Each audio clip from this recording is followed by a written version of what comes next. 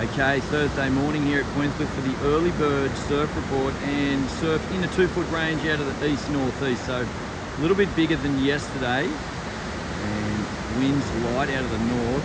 Got a southerly coming through at midday, 15 to 20 knots, and there is a low tide 840 at 0.8 of a metre, high tide 240, so definitely more waves around, more energy in the ocean this morning.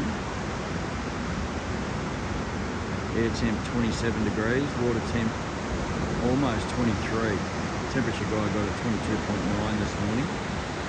So definitely worth a surf.